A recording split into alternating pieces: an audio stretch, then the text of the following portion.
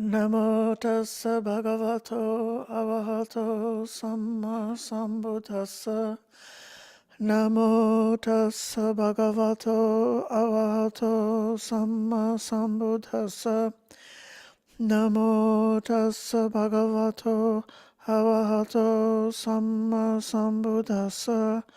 Buddham dhammang sanghang namasami. Good morning, dear friends, and welcome to the sutta study program at the Dhamma Monastery here in Northern California.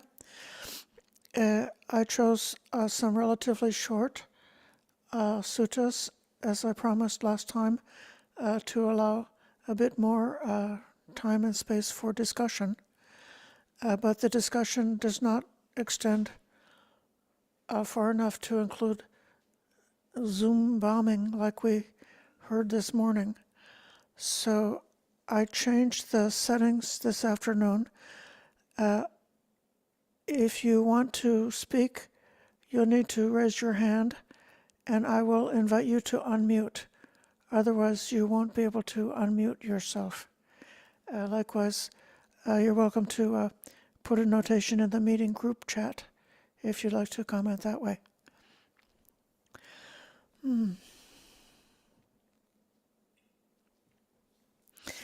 So we can go straight ahead into the sutta, the first of the suttas that I chose for today.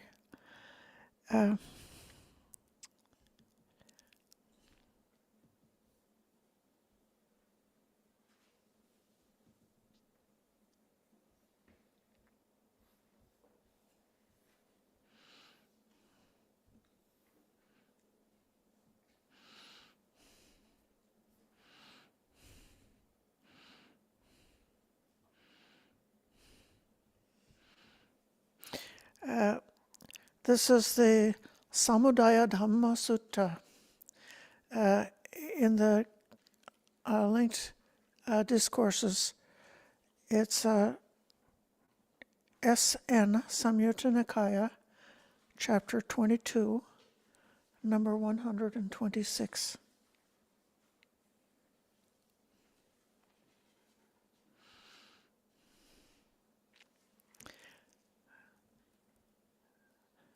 I think they'll be able to find it. At Savatthi, a bhikkhu went up to the Buddha, bowed and sat to one side, and said to him, "Sir, they speak of this thing called ignorance. How is an ignorant person defined?" And the Buddha said, "Ida bhikkhu asutava." Here, bhikkhu,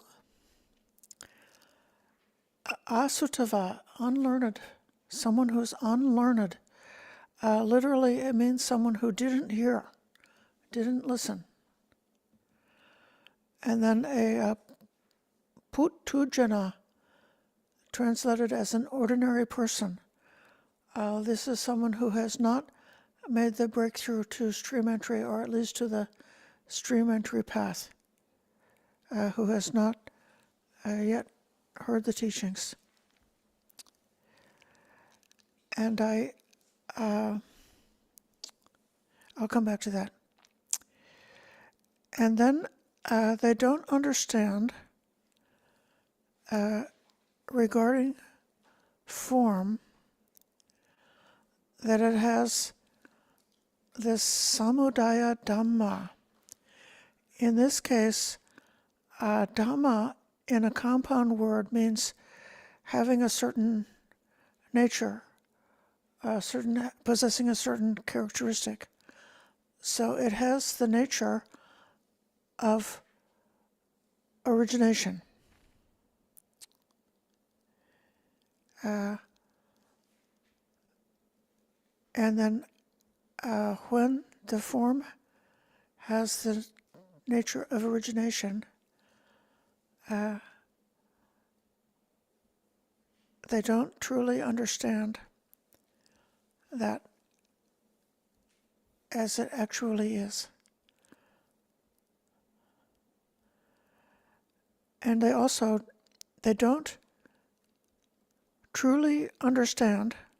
That's a pajanati, is to understand. So the word, the ja or the nya, it means knowing. And the word, there's several different words, like panya is wisdom, jnana is knowing, vijnana, which is sometimes translated consciousness, is the knowing faculty. And then pajanati is referring to a direct knowing.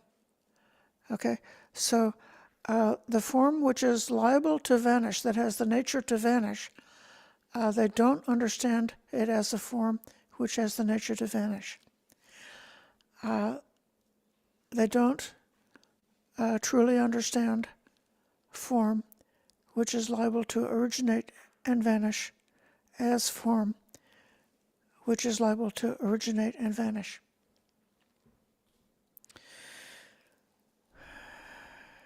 So in this case, the Buddha is going to be taking us through the 5 aggregates, which we often see in the list referred to as the Pancha Upadana Kanda, the 5 aggregates of clinging. Upadana, it refers to clinging, or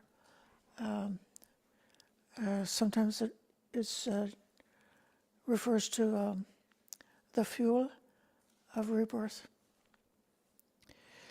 It occurs to me that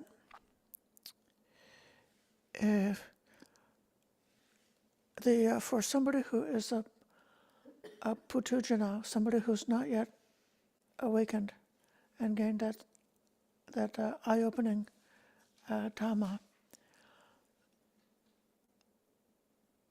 when they took the birth, when we took the birth, we inherited the characteristic of having these 5 aggregates of form, feeling, perceptions, volitional formations or mental formations, and then the consciousness which knows them, knows the other 4.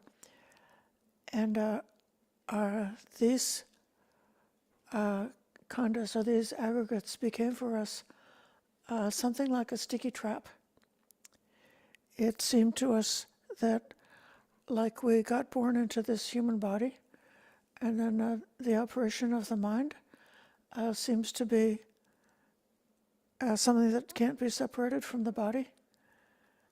So all of the weaknesses and the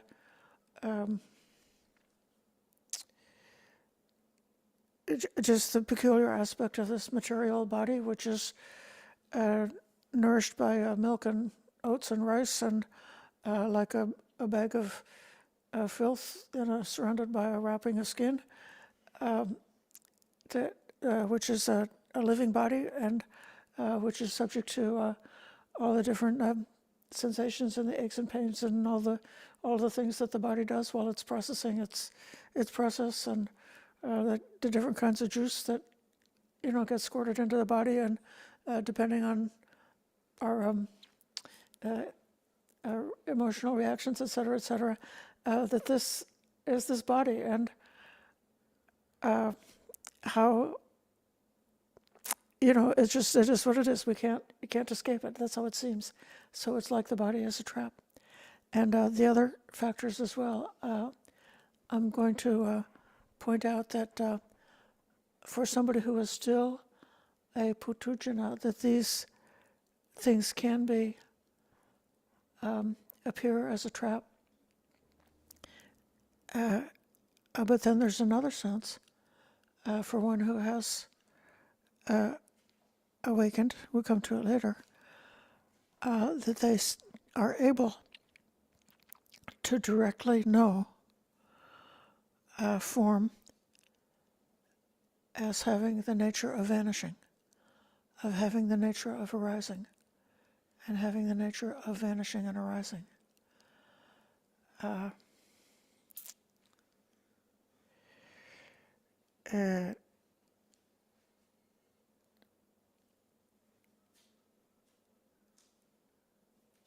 And so in what sense, I shall ask you, in what sense do you think that this form, that this material body, particularly this material body, your own materiality of your own body, which is the substrate for the operation of your own mind, in what sense can you experience it as arising and vanishing? In what sense could you know this body to be vanishing? See, it's not that simple.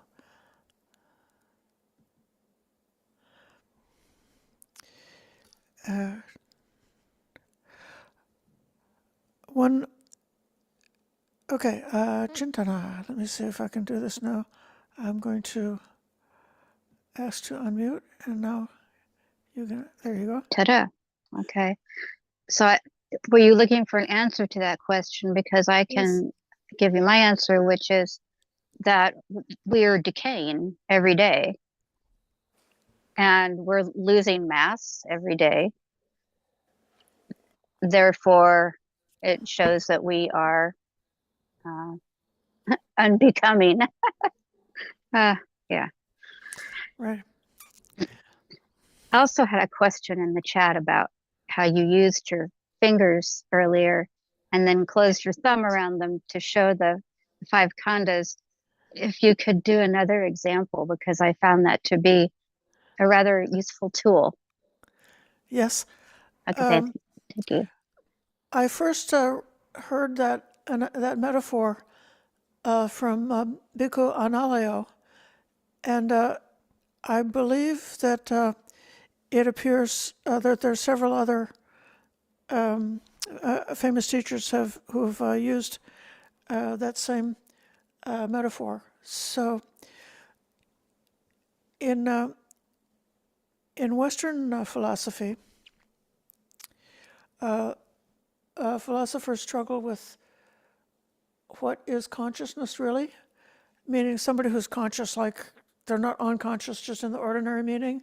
So if somebody gets knocked out or if they've fallen into a deep sleep or something like that, you could say that they're not conscious. So there could be sounds and all kind of things happening around it, but they don't know any of it because they're unconscious. So even if you have an eye and a visible object, if you're in a coma and unconscious in that way, then you wouldn't have the experience of seeing. But then the philosophers want to know, well, what is this consciousness anyway, which experiences the phenomena that make up our lives? And William James famously said that whenever he tries to investigate what consciousness is as an abstract idea by itself, he always finds that when he looks internally with introspection, he always finds that he's conscious of something. So that he could never find a pure consciousness apart from being conscious of some object. And the way this is expressed in Buddhism, the consciousness is very often described in the context of the 6 senses, the seeing, hearing, smelling, tasting, touching, and thinking. Those 6 sense bases and the corresponding so-called objective phenomenon that's matching that sense base. And then there's a matching type of consciousness which is capable of knowing that type of input. And so the consciousness and the internal object and the external object comes together, and that makes the contact. And then from that contact is the nutriment for feeling. And that contact is also said to be the nutriment for perception. So in that way, and then in this sutta, you or in this part of this Samyutta Nikaya, the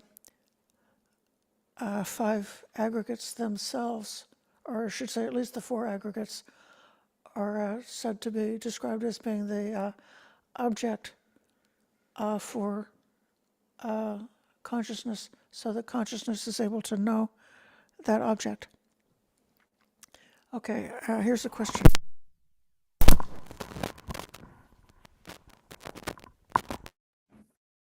Understand some of the distinctions between perception and mental formations?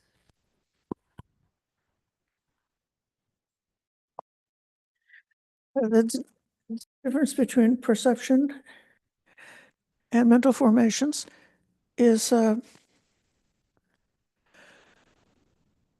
perception is sometimes tied up with language. So if you're able to name something, you've trained the mind to be capable of having certain kind of perceptions. So in years past, I got into bird watching, and so then I could much more clearly perceive different birds when I had learned what they looked like and what their sound was and what their name was. Of course, that's all gone now, but I used to have that.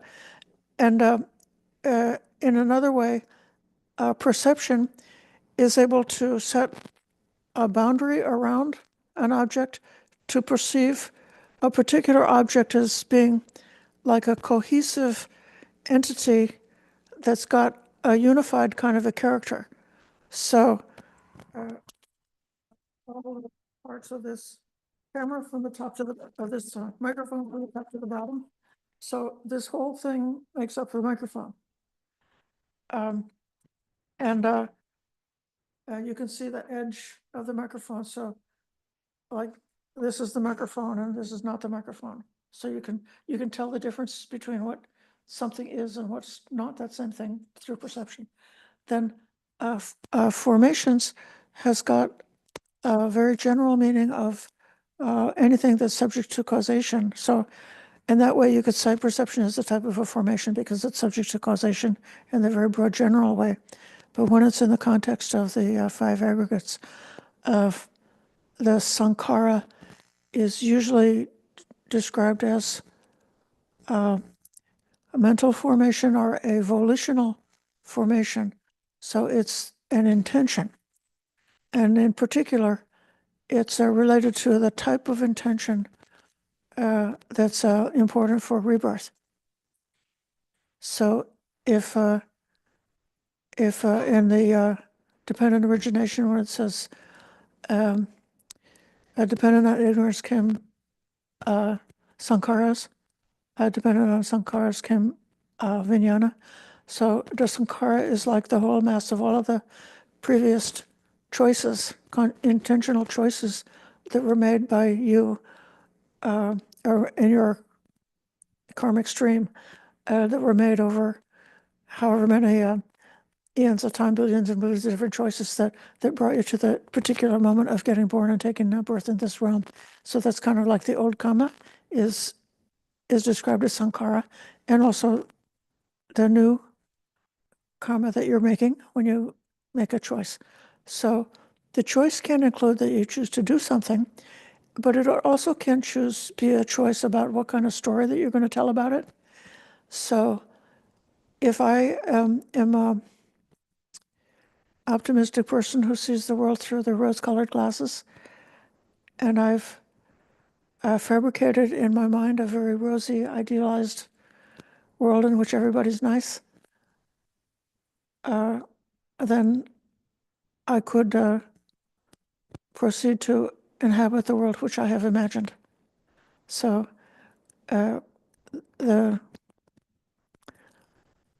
so it's got a little bit of an overlap with perception in that way.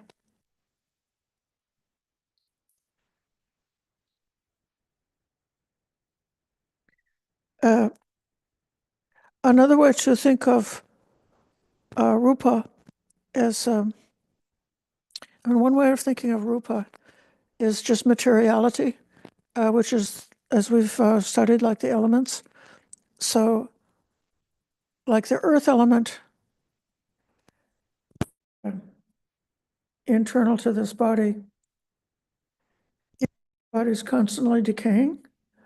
Like the earth element seems to be more stable than that. Like, the hardness of the teeth or the hardness of the skull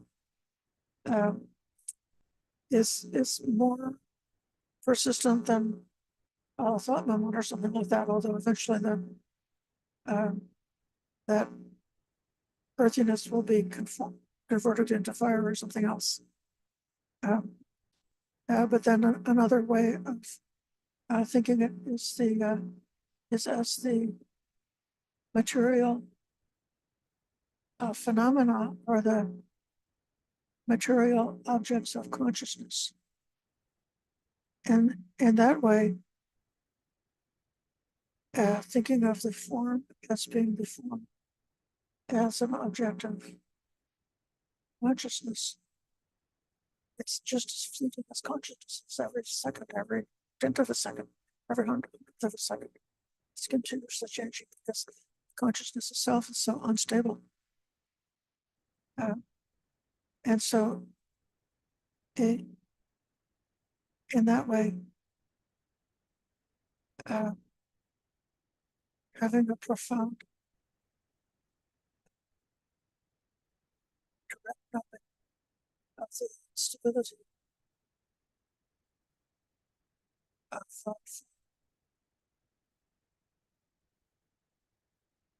is kind of the opposite of the way the Putujana would see form as being like you're stuck, trapped. The form is a sticky trap, like you've stepped in the mud, and you've stepped in quicksand. Or this happened at the Hermitage when we first got our Hermitage. It was very muddy, and somebody sank down into the mud so much that they lost their shoe. So, like you're in the trapped, like the mind is trapped in the mud of this body.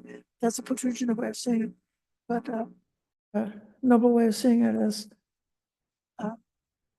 it's all unchanging.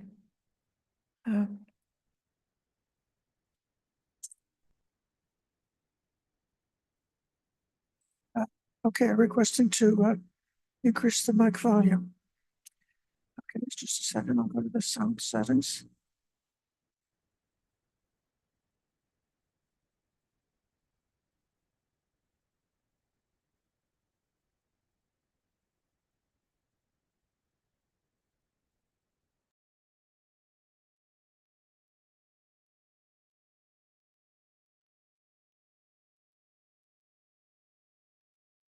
I might be having a battery issue. If somebody could find a AA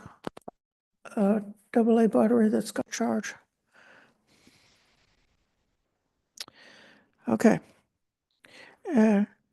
We can go back to the sutta here.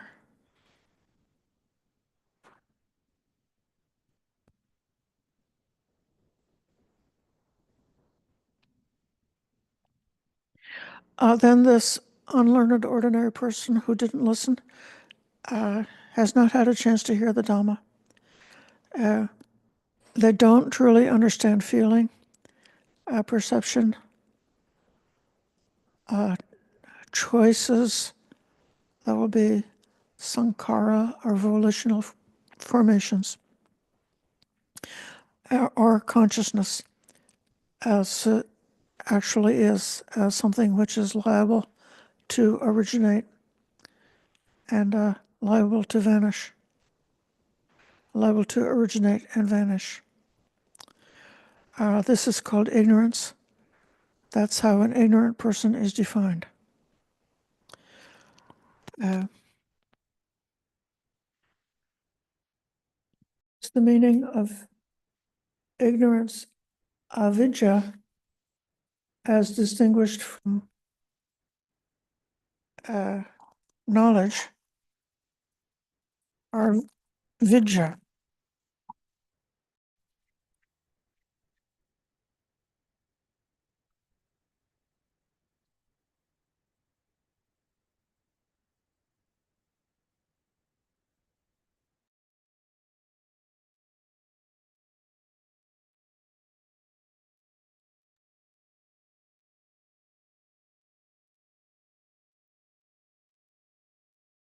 So having vidya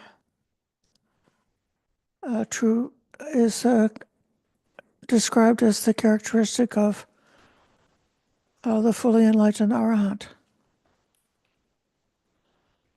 This avidya, or ignorance, is described as being the last of the 10 fetters, keeping us tied down into samsara.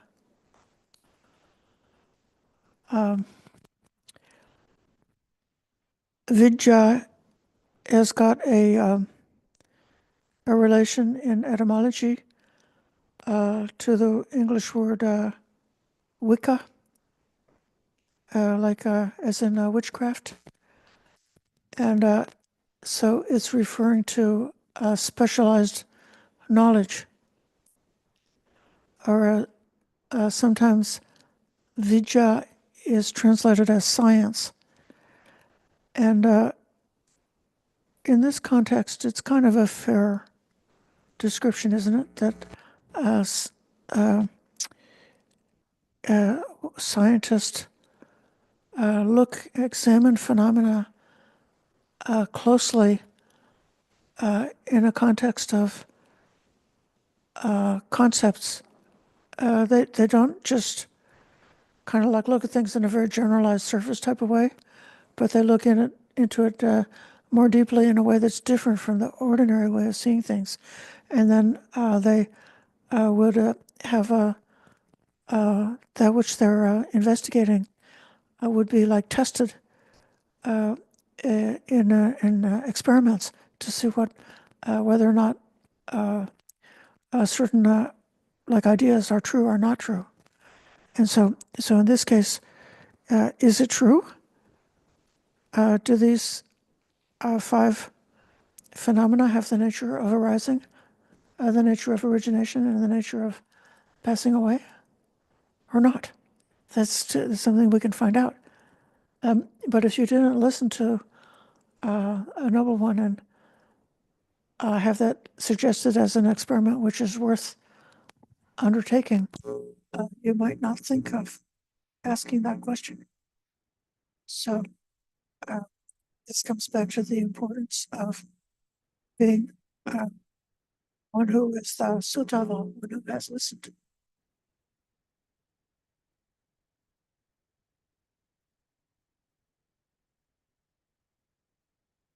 Then the mendicant said to the Buddha, "Sir, they speak of this thing called knowledge. What is knowledge? Is vidya. How is the knowledgeable person defined? This is when a learned Arya Savaka, Bhante Sujata has translated this as a noble disciple, but the other meaning of an Arya Savaka is one is a disciple of the noble ones. And I think that's a more better version in this case. And a Savaka is a person who listens, a person who hears. So if you listen to other ordinary unlearned people, you won't have a chance to accomplish what's being proposed here. But if you listen to the noble ones, then you have a chance to become a learned disciple of the noble ones and to truly understand form which is liable to originate as form which is liable to originate, and so on. This is something that also has been discussed from time to time in this class, how important and valuable it is to listen to the Dhamma. What a crucial moment it has been for many of us on our path as far as we've gotten when we had a chance to encounter a teacher who knows and to hear the Dhamma, or even if we don't personally know anybody who's definitely fully enlightened arahant, we still have the chance to read the suttas, which were spoken, not just to fully imagine our own, but Sambuddha spoke those teachings, and those teachings were memorized and sent down by other disciples who were fully enlightened ourselves and passed down for many generations, and finally committed to this written format. So, although the written suttas might not be perfect in every way, they're certainly close to, or as close, one of the closest ways we have to have this chance to become a learned disciple of the noble ones would be by listening to the teachings given in the suttas.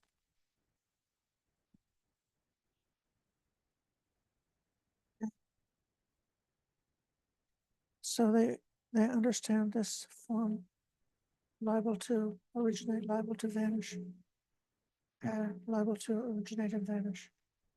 And likewise with the other four. And then the consciousness itself as something which is liable to originate and vanish. This is called knowledge. That's how a knowledgeable person is defined. Elsewhere, the knowledge is, I think, sometimes associated with right view. And right view is described in terms of knowing about dukkha, the arising of dukkha, cessation of dukkha, and the path leading to the cessation of dukkha.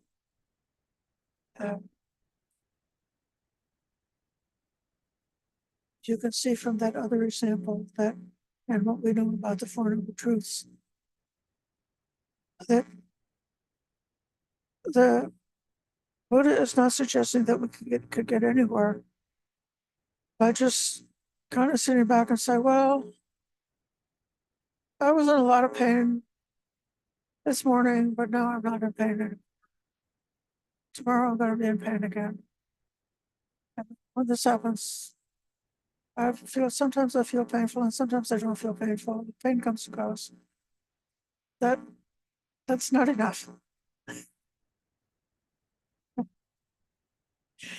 That would be a certain kind of philosophy. I think I don't know if it's a Stoic philosophy or something. There's kind of an attitude that people have, some people have, that practice acceptance, and they know that every cloud has a silver lining, and every river has a cloud, and that suffering and happiness are mixed together, and so they just practice being uncontented with getting that mixed bag of experience, but that doesn't lead to the goal. So in the case of dukkha, then you want to see it in terms of causation. What are the causes why these things arise? What are the causes why they cease?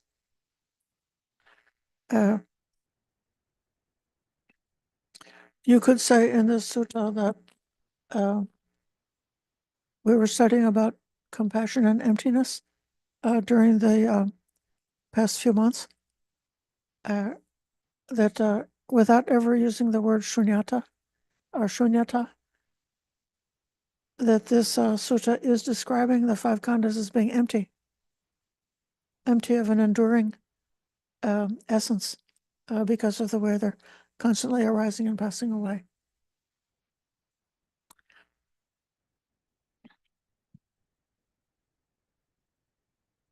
I'm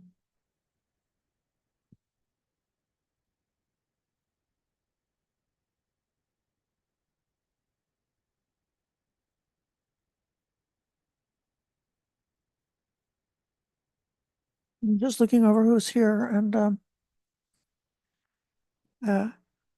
I hope that nobody feels that you want to complain because the sutta is too simple for you.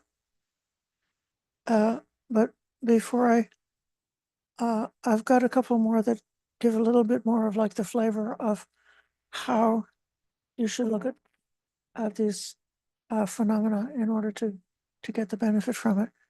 But I'll pause here and ask, who knows, who has experienced that this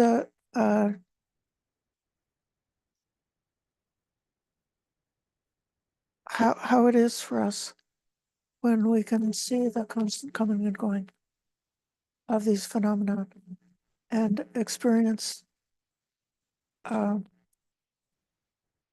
five khandhas as like constantly falling apart, or alternatively, at another moment in time, the five khandhas come together and come into a fist, really.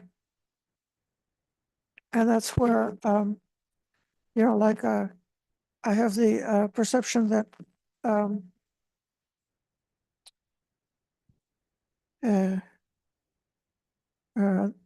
this body is thirsty, or this body is hungry, or this body is tired, or this body is sick. And then with that perception about the state of the body, the mind could grasp at something which is going to be the cure for the ailment. So the food for the hunger, the water for the thirst, or the medicine for the sickness, or the protection for the danger, or something like that. And the mind could like really strongly latch on to the urgency to get rid of that unpleasant feeling by obtaining, getting something, and then once you've got the thing that you think is going to cure what ails you, then the there comes to be a perception colored by grasping, and so you see like my medicine, and if it happens, my medicine is like not available on a particular day, I could be all like crappy and irritable, and I'll be agitated and be like anxiously like seeking here and there, looking for this medicine which is going to cure what ails me. And so then I'm like strongly motivated to take some action. And I've got this whole story going, and all this defensiveness, and the whole thing, the whole like the search. This is the unnoble search is based on actually these five aggregates being bundled together into a kind of a package, and that knowing faculty is clinging onto these onto this package for the purpose of doing something, very often to prolong life or to protect life, something like that. But if we learn to relax and let go of that, then one could realize actually what I thought was a medicine was just sort of a habit. And maybe it's not really necessary. There's a particular like beverage that I'm used to having, and it disappeared for a couple of weeks, or a couple of weeks. It wasn't there anymore, and then it came back, and so it was like a wonderful, wonderful practice for me to having been sort of prepared and decided that I was not going to be disturbed about that, and I wasn't going to be irritable about the usual beverage not being there, and instead to just let it go. And so then the whole like the whole bundle is not, it's no longer like bundled together in that same way.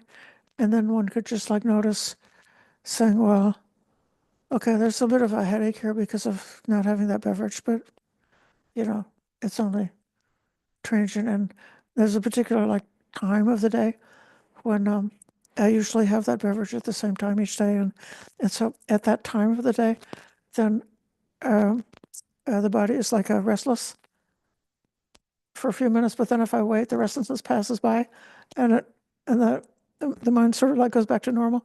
And so all of these things can be just like sort of observed as sort of like separately, like what's the Vedana going on, what's the perception going on, what's the feeling going on. It can be seen easily in its components because of not grasping. But then when there is the grasping, they can't necessarily be seen in the components because one just is thinking, I want what I want or something like that. And so that's an example of how um, uh, uh, clinging affects the perpetuation of the story that we tell ourselves and the pattern of these khandhas, and it makes them seem like they're permanent, even though they're actually still constantly just changing, and they've got the same nature they always had. It's always arising and disappearing, but because of this is not just ignorance in the sense of not knowing because I didn't hear the suttas and I didn't get the idea that to look at it in this way, but instead it's almost like it's because of a delusion. Then that which is impermanent seems to be permanent. That which has got no essence appears to have an essence.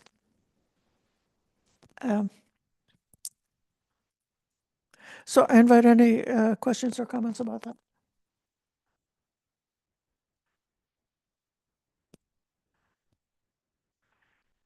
I'm going to show you another sutta.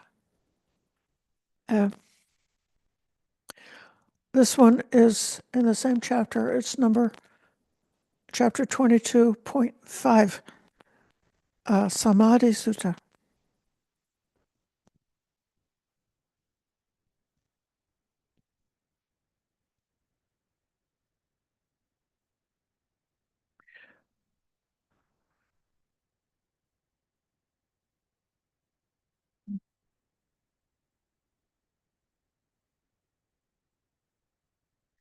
Why is choice one of the aggregates? So this word sankhara, which means mental formations, it's more commonly translated either in this context as a volitional formation. Bhikkhu Bodhi translate as volitional formation, and or sometimes he translated as a mental formation. And Bhante Sujato is trying to take a more direct words, and so he chose to use the word choice. So in a way, I like choice.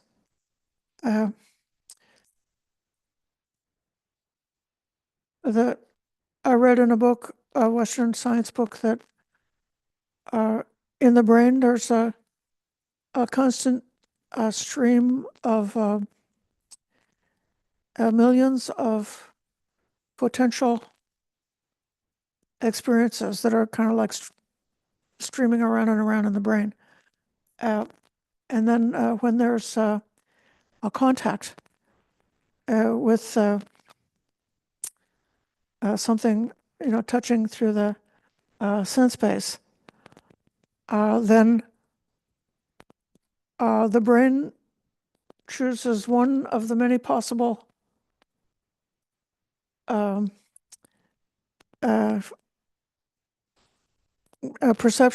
percepts that might match what's coming in. So the brain is like choosing. They could choose, a dozen or 100 different things could be what they choose to be what one is experiencing, but they like choose the one that seems to be the most likely.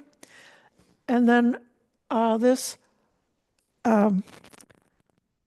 phenomena that's happening inside the brain is what gets experienced. So, like, I don't actually experience you all. Actually, what I experience is things that are getting fabricated inside the brain is what they say. That's how consciousness happens.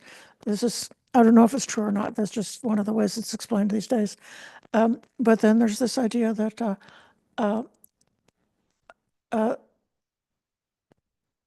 a person is continuously like choosing which theory they're going to take as being real.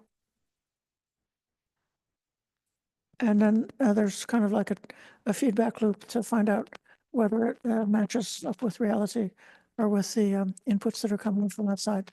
And likewise, in terms of karma, I really love the idea that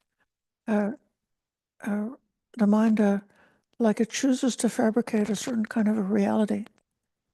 I spoke about that rose-colored place, or I could be somebody who's got a aversive state of mind and who thinks that everybody's bad and they're all out to get me, and that I'm continuously being injured and harmed and hurt by people, and then that I actually live in hell, and I hate everybody, and so then the mind is like a chosen to fabricate the hell realm, and then having constructed it, it's like instead of making a castle in the sky, of a heavenly castle, I've made a hellish pit with my mind, and then I may go and live there in the world that the mind has fabricated.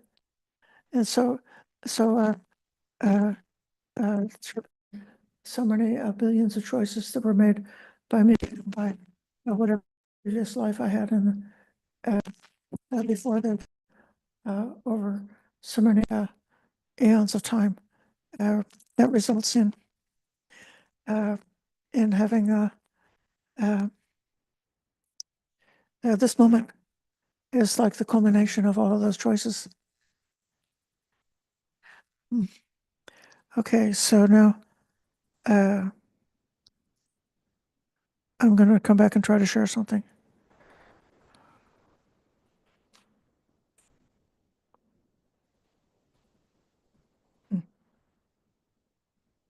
That's not it.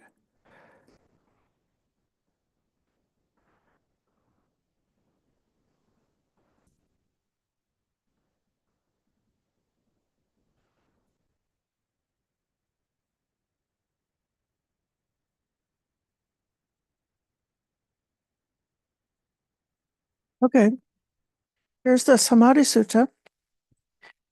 Savati.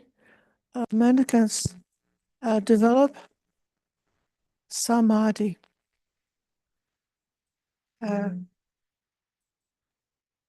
He's translating it here as immersion. In general, it's the unification of the mind and meditation, tranquility.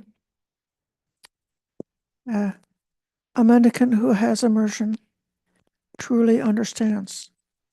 What do they understand? The origin and ending of form, feeling, perception, choices, and consciousness. What is the origin of form, feeling, perception, choices, and consciousness? So this is how you can behave in a certain way that will feed your ignorance and keep your ignorance going. It's when a bhikkhu approves, welcomes, and keeps on clinging.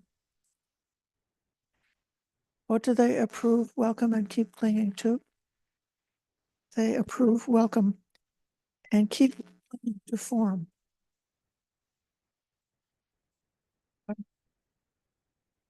This gives rise to relishing. The Pali word is anandi. Relishing is a form of grasping, or upadana. It's the upadana also has the meaning of the fuel for rebirth. That grasping is a condition for continued existence. Abhava. Continued existence is the condition for rebirth. Rebirth is the condition for old age, death, sorrow, lamentation, pain, sadness, and distress to come to be. This entire mass of suffering originates. So it's when they approve, welcome, and keep on clinging to these aggregates. Did you ever feeling? And when you had a feeling, it was like my feeling, and nobody told me that my feeling is not valid. So if I feel like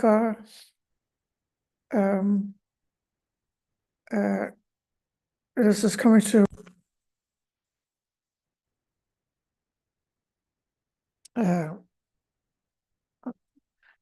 Asian training. Okay, so when you do such a, I feel sad, or else I feel like you're just a nasty so-and-so. I feel like this is unfair. You know, I feel like it's not unjust. I feel like it's wrong. And so other people would say, well, your feeling is not valid. Really, it is fair. It is just. It is, it's and they might try to in a way dispute whether that thing or the conclusion you draw from it is really truthful or not, whether it's biased or not. And if you are into being adversarial, you can say, no, my feeling, I'm gonna take my ground on my feeling. That would be an example of clinging in relationships. But then if you have this sort of like the humility to say, well, a feeling is just a feeling. And number one, the story that we put on a feeling might not be the right story. And a feeling could be something else altogether. Like could be that you didn't get enough sleep or something, and it's not that that the world is unfair, but it's just you didn't get enough sleep that you have that feeling, or like that. So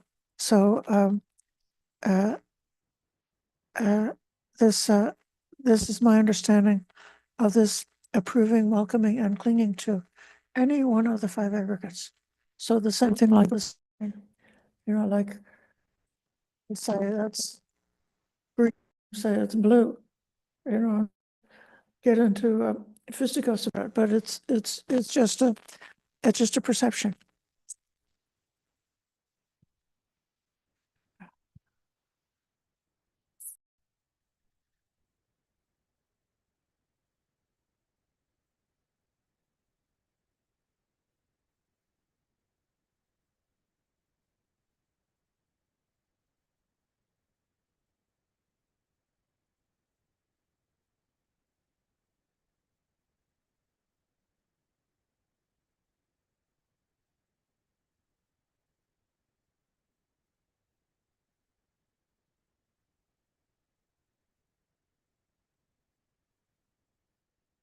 Can you hear me still? Yeah, okay.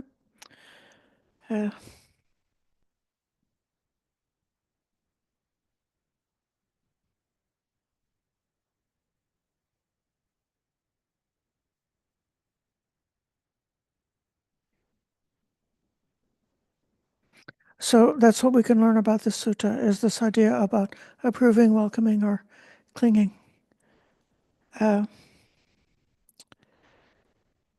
I'm going to jump ahead to another sutta that's kind of similar. This is a different book. This is in the Anguttara Nikaya. This is called a Jhana Sutta. Another sutta about meditation. In this case, it's referring to the 9 kinds of meditation The first jhana, the second jhana, third, fourth jhana, the dimension of infinite space, dimension of infinite consciousness, nothingness, neither perception nor non-perception, and the cessation of perception and feeling. All of these can be the basis. That's the nisaya for the ending of the defilements. So any one of these suttas any one of these types of meditation can be the base for final liberation. That's what the ending of the defilement means. That would be nibbana. So, and he says exactly the same thing about each one of these states or levels of meditation. So the first absorption is the basis for ending the defilements. That's what I said, but why did I say it? So you take a mendicant who's quite secluded from sensual pleasure, secluded from unskillful qualities. He enters and remains in the first jhana, the first absorption.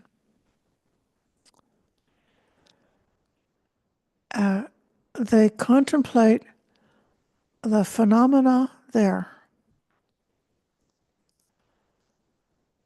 In this case, a phenomena is a Dhamma, things that are knowable. Whatever is included in form, feeling, perception, choices, and consciousness. So these aggregates then are an object of contemplation within meditation. They contemplate these as impermanent,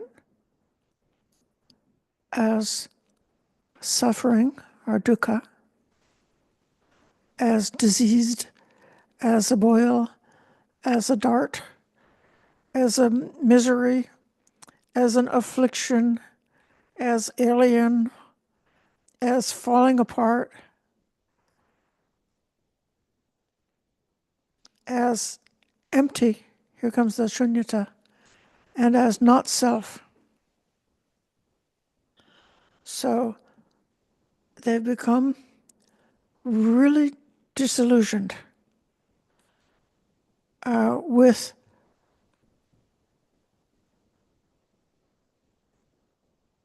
the equipment that we have for having our experiences in terms of form, feeling, perception, choices, and consciousness.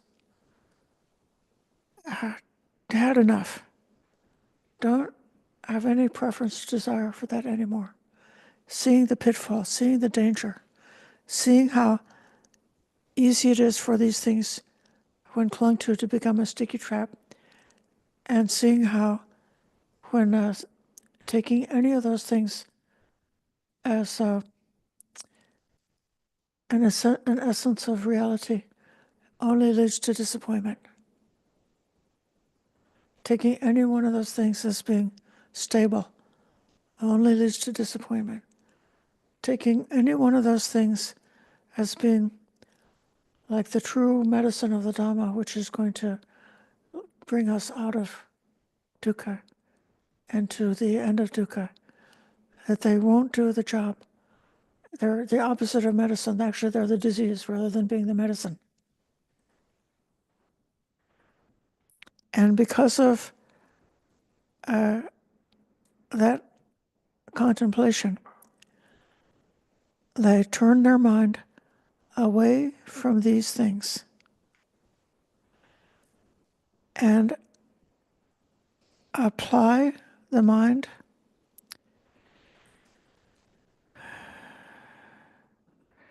to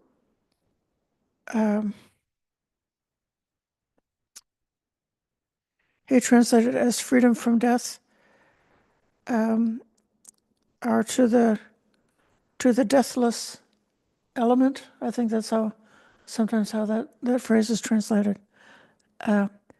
So this is the state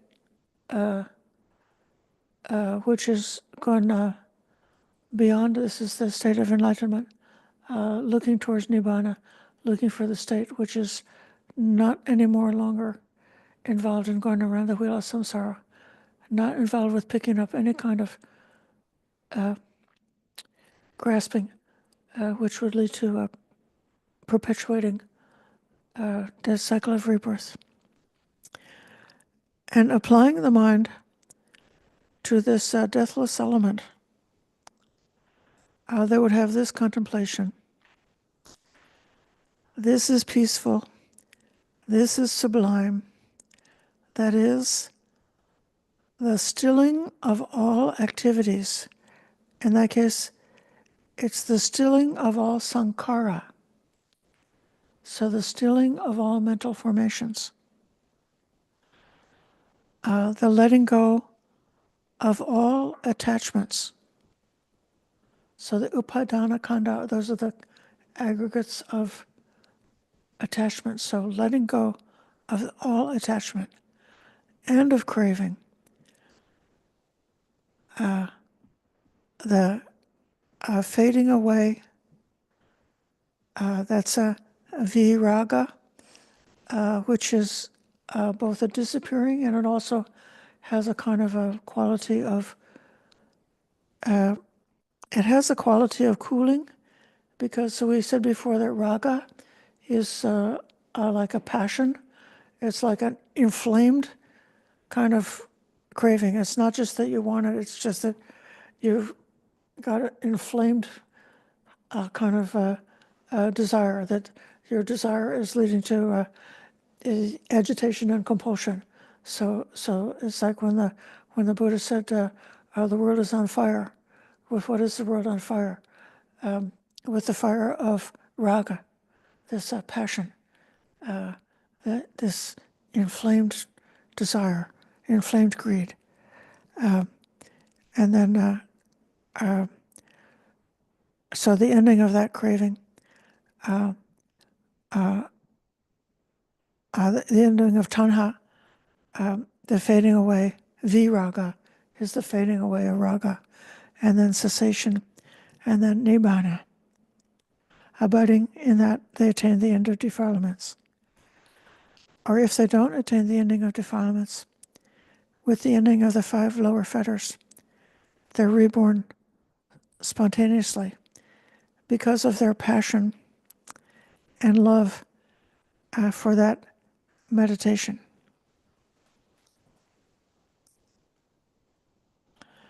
So I said that raga is passion.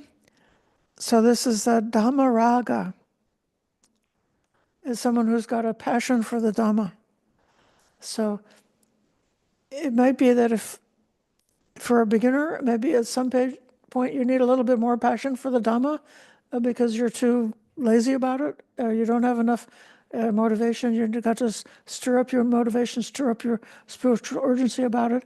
But then at the end, that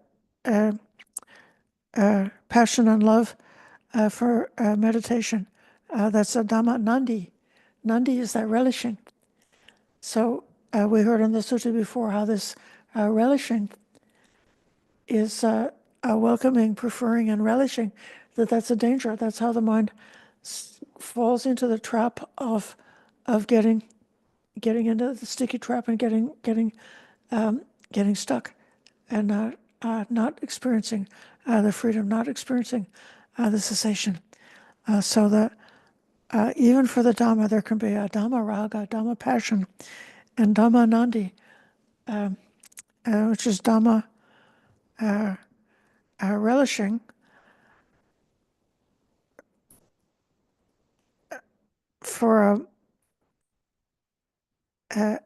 in some cases this nandi, like Dhamma nandi, is sometimes appears as a good thing.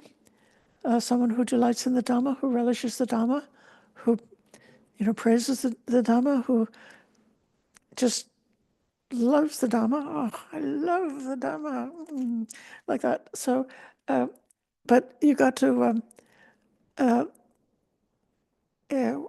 when we're getting closer to the goal, the mind has got to be a lot more cool than that, a lot more balanced.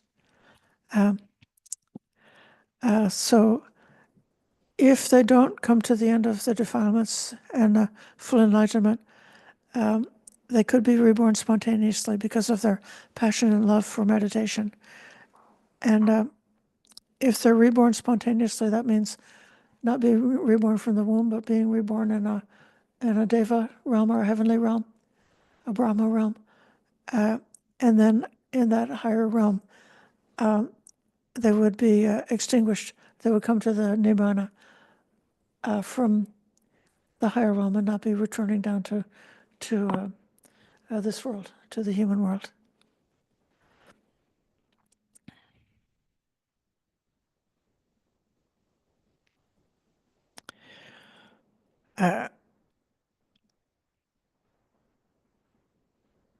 So I'm going to pause here and see if what questions or comments you might have about what I'm trying to present to you here, that contemplating that these five khandhas, it's not just that they're impermanent, but they arise because of a cause, and they cease because of a cause, and they arise and cease because of causes. Seeing their arising, seeing their cessation, and seeing into the causation. That would be a special way of looking at experience if you were so lucky to be born with an intelligent mind, which is capable of listening and understanding words, and is in a world where the teachings of the Buddha has not yet been lost, that those teachings are still available, who pays attention and listens, listen actively, and try to apply those suggestions, those contemplations to the actual experience, in order to discover for yourself, so that you wouldn't be just depending on what you read in a book or what you heard from a teacher, but so that you'll be able to know for yourself, because you tested it out for yourself, and you find out for yourself, is this true or not true?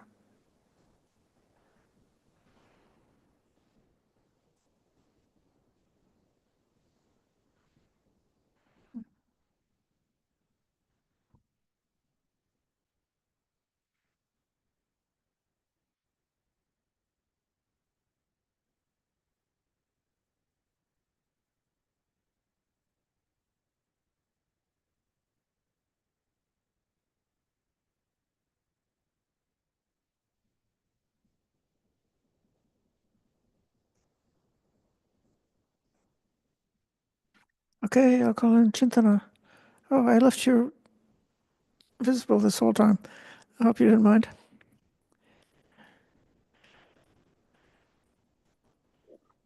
I realized I shouldn't, so I didn't. I just wanted to get the quote down. They arise because of a cause, and what's the opposite of arise?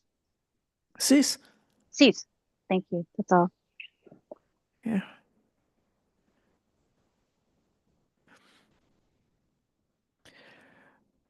When they talk about right effort, when some beneficial, wholesome mental factor has arisen, after it's already arisen, there is the instruction to undertake to nurture and stabilize and make that wholesome Dhamma, that wholesome quality of the mind, to become more stabilized and persistent. It doesn't mean that it becomes a permanent essence, but that we do try to shift the pattern, so that then This is like a wholesome karma to have bring out a wholesome state of mind, and then if you do that repeatedly, then you would hope that those wholesome states would become persistent, and that's actually necessary in order to reach the goal. So it could be that like somebody could have a flash of insight and they could realize this impermanence of the khandhas or any one of the khandhas. But then as soon as the lunch bell rings, it all flies out the window and they forgot what they realized. And the mind then reverts back to the attitude of a putujana, which is seeing that all the objects are real, and my feelings, opinions, perceptions, mental formation, that it's all real and it's all bundled together and it all becomes, like a sticky trap again, so one can fall back. But then if you do the same contemplation again and again, if you find whatever was successful and it works, you reflect in this way, investigate in this way. Give yourself the time and space. In both of these times, they talk about samadhi and the different four jhanas and the four immaterial meditations and the ninth meditation. So meditation is suggested by the Buddha as the best space where there's a chance to see this real nature of the khandhas as it actually is. If you've never meditated and you're just going about your daily life, it might be very difficult indeed to be able to see the khandhas in this other way. But by practicing meditation, you can. And then if you keep on practicing, and then as you go through life, you've kind of like you've got a lookout. So like we're in California now. It's spring, and the warblers are coming through. So like like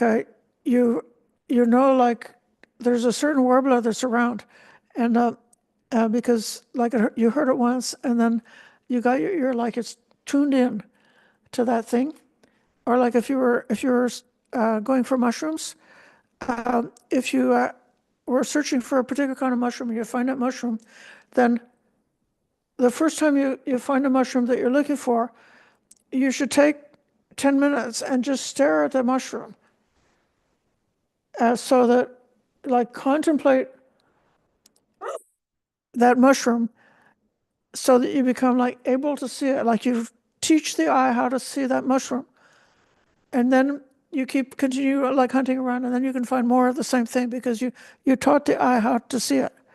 And so this is the whole way that we can develop and stabilize the capacity to have the special kind of perceptions.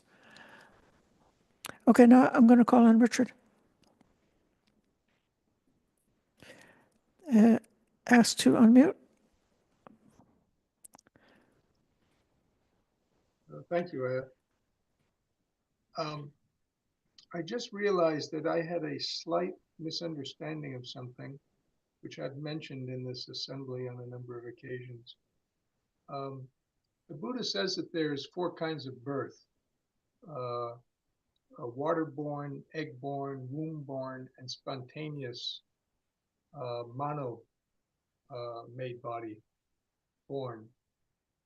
And because of this subtle difference of understanding what a body is, so there's the physical body, you might say, there's the heavenly spiritual body. I'm just using that term because I think people will be familiar with it. And but in the formless realm, Buddha says there's also a body there, but it's not a rupa.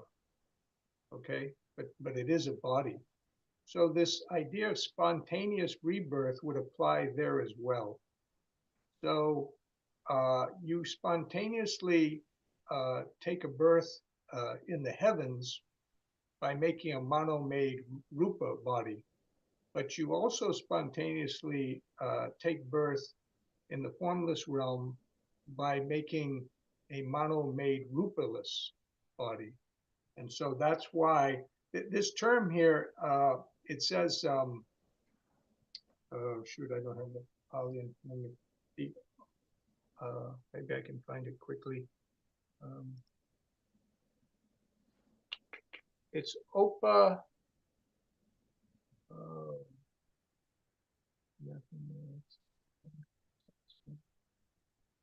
Turn to that word. Opatiko.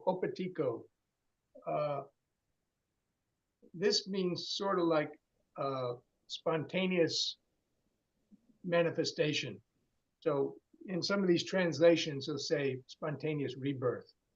Okay, so it's sort of the same thing if you understand this categorization of these four types of rebirth. And that's why, so even though it's not using a term that would directly translate as birth, it does relate to that by this spontaneous manifestation. Anyways, that insight just came to me as we were going through this sutta, that it is a type of birth in the formless realm, but it's a ruperless. The difference is you don't have a rupa. You have formless existence. But this sutra is particularly interesting as well because it says you can actually attain nibbana from any of the levels of the jhana. And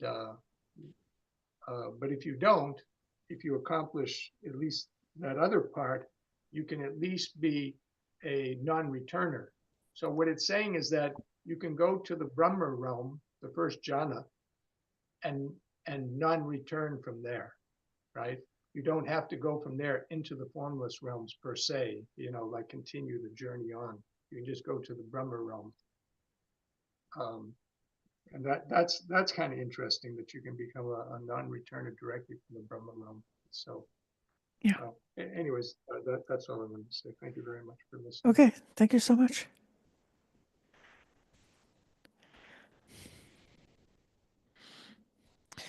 So we've spent a delightful hour and a half having a lot of nandi, a lot of relishing and delight and pleasure and enjoyment from listening to the words of the Buddha. I appreciate everybody's patient listening, and I appreciate your good efforts and practice and your sincerity. We can close now with the giving respect to the Triple Gem.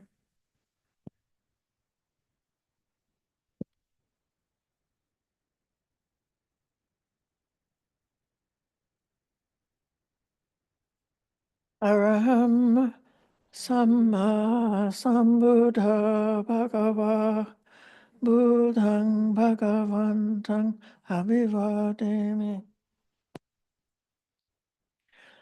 Savakato Bhagavata Dhammo Dhamman Namasami Subhadipando Bhagavato Savaka Sangho Sanghang Namami.